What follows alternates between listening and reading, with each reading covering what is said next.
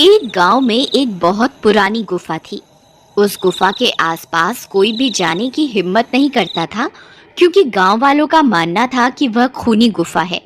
जो भी उस गुफा में जाता है वह फिर कभी लौट के वापस नहीं आता। फिर एक दिन की बात है। रामू जंगल में लकड़ियां काटने जाता है। वह लकड़ियां काट कर जंगल से वापस आ रहा होता है। तभी बहुत तेज बारिश शुरू हो जाती है। उसकी सारी कटी हुई लकड़ियां भीगने लगती हैं। अरे ये क्या? जब मैं सुबह निकला था तब तो बारिश के कोई आसार नहीं दिख रहे थे।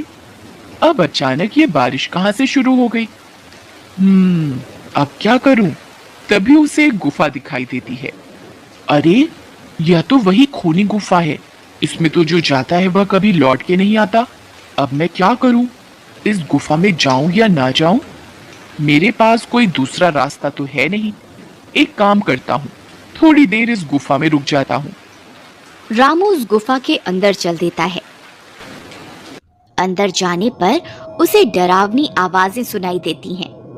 वह इधर उधर देखता है, किंतु उसे कोई भी दिखाई नहीं देता। फिर वह थोड़ा और अंदर की ओर चला जाता है और फिर कभी वापस लौट के नहीं आता। उधर गांव में रामू की पत्नी और उसका बेटा चिंटू उसका इंतजार करते रहते हैं। लेकिन पूरी रात गुजर जाती है और रामू घर वापस नहीं आता। फिर अगले दिन सुबह होने पर रामू की पत्नी और उसका बेटा गांव वालों के पास जाते हैं और उन्हें रामू के लापता होने के बारे में बताते हैं। अरे भैया, मेरे पति कल जंगल गए थे लकड़ियां काटने, परंतु वे घर वापस लौट के नहीं आए। कोई मेरी मदद करो उन्हें ढूंढने में। अरे बहन यशोदा, मैंने रामू को कल जंगल में देखा था। वह लकड़ियां काट कर घर की ओर आ रहा था। तभी तेज बारिश होने लगी और वह उस बारिश से बचने के लिए उस खूनी गुफा में चला गया। तुम तो जानती ही हो, वह खूनी गुफा है। उस गुफा के अंदर जो भी जाता है वह कभी वापस लौट के नहीं आता है। हे भगवान, अब मेरे पति का क्या होगा? शामू भैया, आप हमारी मदद कीजिए। आप कुछ गांव वालों को अपने साथ लेकर उस गुफा में जाइए। क्या पता आपको मेरे पति और बाकी गांव वाले जिंदा मिल जाएं। नहीं नहीं बहन, हम वहां मरने के लिए नहीं जाएंगे। सब बोलते हैं उस गुफा में एक चुड़ैल है, जो भी उस गुफा में जाता है वह उसे कच्चा खा जाती है। नहीं नहीं, हमें माफ करो, हम तुम्हारी कोई मदद नहीं कर सकते। फिर यशोदा और उसका बेटा हताश होकर वापस अपने घर की ओर चल देते हैं।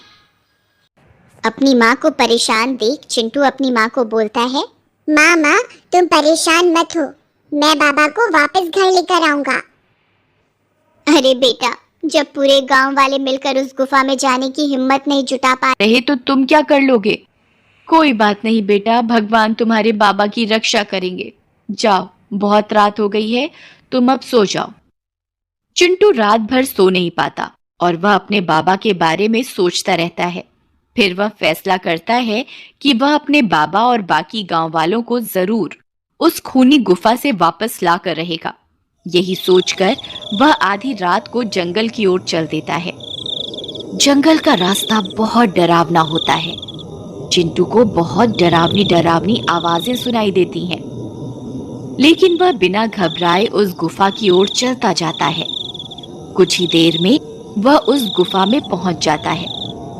गुफा में पहुंचकर उसे वहां कोई भी गांव वाला दिखाई नहीं देता, सिर्फ डरावनी आवाजें ही सुनाई देती हैं। फिर वह हिम्मत जुटाकर गुफा में और अंदर की ओर जाता है। तभी अचानक उसके सामने एक चुड़ैल आ जाती है।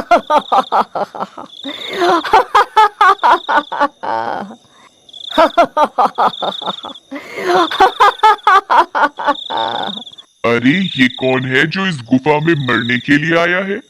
चिंटू उस चुड़ैल को देखकर हक्का बक्का रह जाता है। डर के मारे वह कांपने लगता है। उस चुड़ैल को देखकर चिंटू की हालत खराब हो जाती है, लेकिन वह भागता नहीं है और अपनी जगह पर डटा रहता है। चुड़ैल उसे बहुत डराने की कोशिश करती है, लेकिन वह अपनी जगह पर डटा रहता है। अरे ये तो छोटा बच्चा है, ये तो मेरे किसी काम का नहीं है।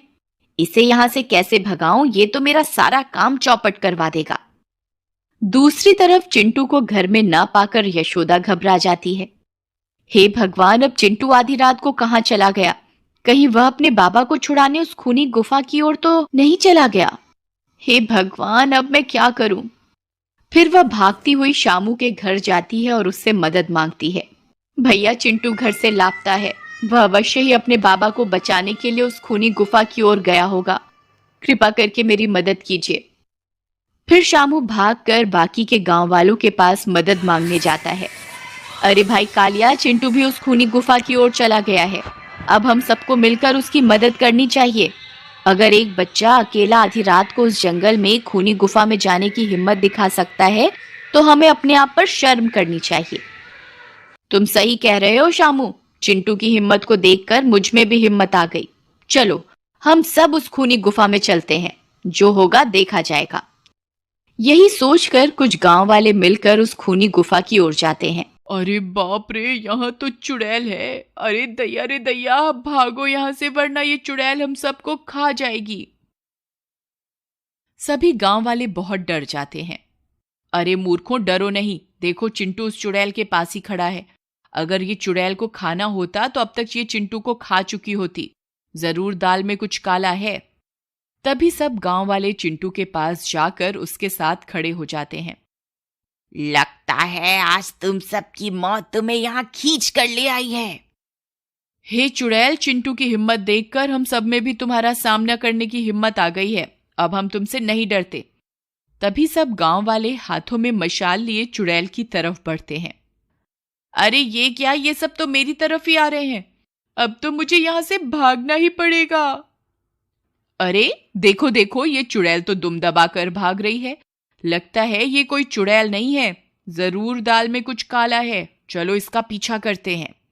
सब गांव वाले चुड़ैल का पीछा करते हैं। तभी चुड़ैल का पीछा करते करते गांव वाले ऐसी जगह पहुंच जाते हैं जहां उन्हें बाकी के सारे गांव वाले मिल जाते हैं। वे सारे खुदाई का काम कर रहे होते हैं।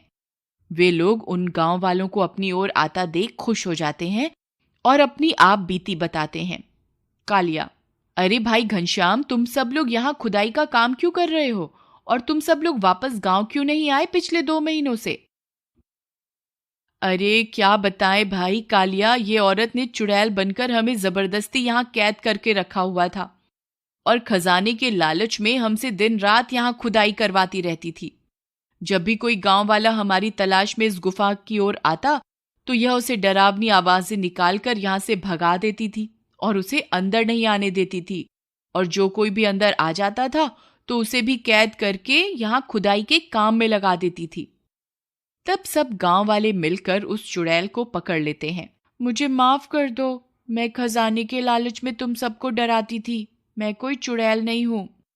मुझे मेरी गलती का एहसास है। तुम मुझे जो भी सजा दोगे मुझे मंजूर है। कोई बात नहीं, तुम्हें तुम्हारी गलती का एहसास हो गया, यही बहुत है।